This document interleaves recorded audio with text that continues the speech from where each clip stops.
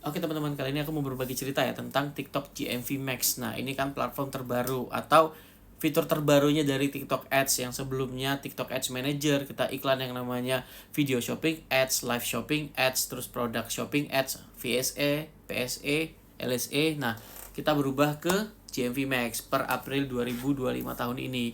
Nah, di sini semua iklan terlihat seperti serba otomatis. Teman-teman tinggal post set and forget ya, set and forget. Tapi di balik itu sebenarnya banyak permainan atau trik yang bisa teman-teman optimasi, mulai dari yang namanya delivery max, creative boost, terus kemudian bidding campaign budget, bidding di area ROI. Teman-teman harus paham. Dan yang kita jalani selama 6 bulan terakhir itu bener-bener yang namanya GMV Max itu kita nggak bisa diem.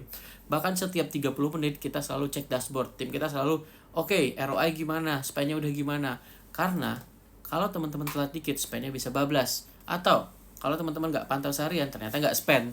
Misalnya teman-teman ngeset campaign budget 4 juta, target ROI 20, ternyata yang keluar sehari cuma 7.000 rupiah. Nah, di sini kita akan berbagi case study. Ini salah satu brand yang kita handle, saya dan tim handle di kategori skincare dan personal care.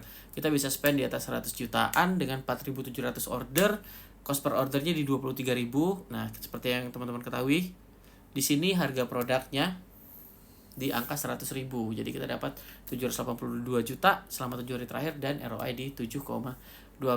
Nah, teman-teman juga penting ya untuk tahu 5 matriks ini nih yang selalu di GMV Max. Jadi ada yang namanya cost atau biaya budget iklan, kemudian orders itu jumlah orderan, cost per order biaya mendapatkan satu order, terus kemudian ada gross revenue atau omset yang didapat, dan juga ROI. ROI di sini ini adalah return on investment, berapa kali lipat sih revenue yang didapat dari budget iklan yang keluar. Cuman di sini sedikit disclaimer, gross revenue di sini itu bukan uang yang fix masuk ke saldo seller center teman-teman. Ada yang namanya di situ potongan platform, terus kemudian ada yang namanya komisi affiliate, campaign dan voucher dan lain-lain. Jadi misalnya di sini 782 juta, belum lagi ada cancel rate ya.